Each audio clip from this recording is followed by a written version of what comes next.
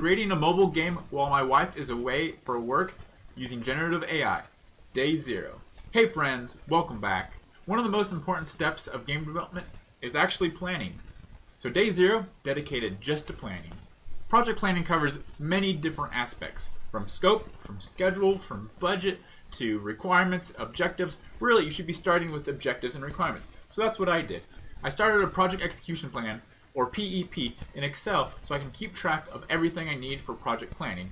One of the goals of this challenge is to learn so I can then develop more apps more quickly and more seamlessly. So having a record of everything I do, as well as what I intended to do, will help that. So I started by creating an easy objective statement. Basically, I want to make a 2D game that people can play, enjoy, includes art, includes audio, can be monetized, and so on. Then I defined a bunch of requirements.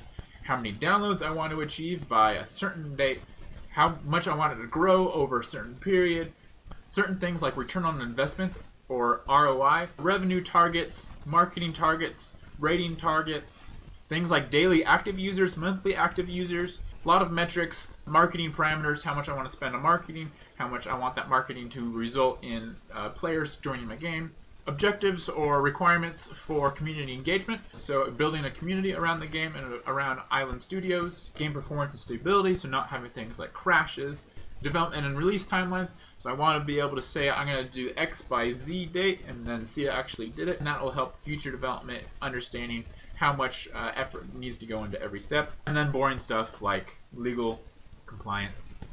So the next thing I did in planning day was define project scope, and these can be thought of as steps you need to accomplish to complete the project, or even components of the project themselves. Those are often called deliverables, and you also have deliverables along the way of things that you need to accomplish and deliver. So using ChatGPT as my generative AI assistant, I asked it to outline what kind of overall steps a developer should be taking in making a project, and it kind of came up with planning, development, testing, publishing, marketing, analytics.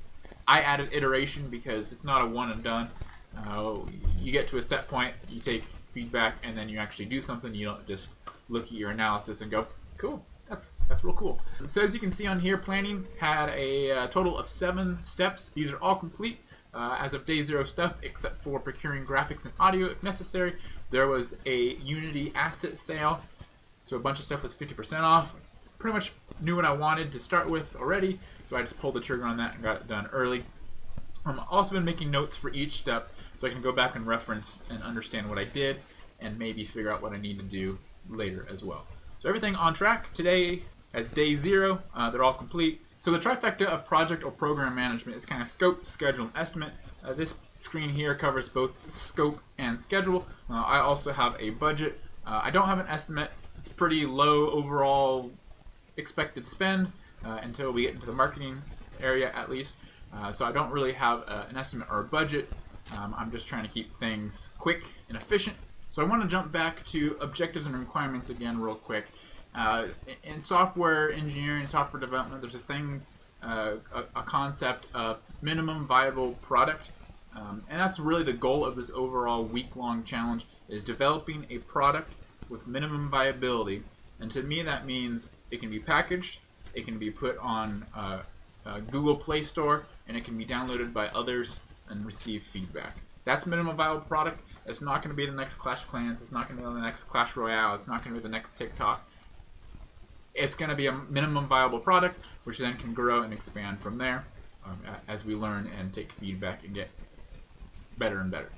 I'm not going to go more into what I envision the game is going to look like or how it's going to play or what the game even is. I'm leaving that for days from now as you kind of see the whole thing come together in the process, kind of from the eyes of the developer side. So that wraps up day 0. Day 1, we're going to actually start on developments in Unity. Those are all set and configured. That was part of the day 0 activity, is getting ready for the actual code.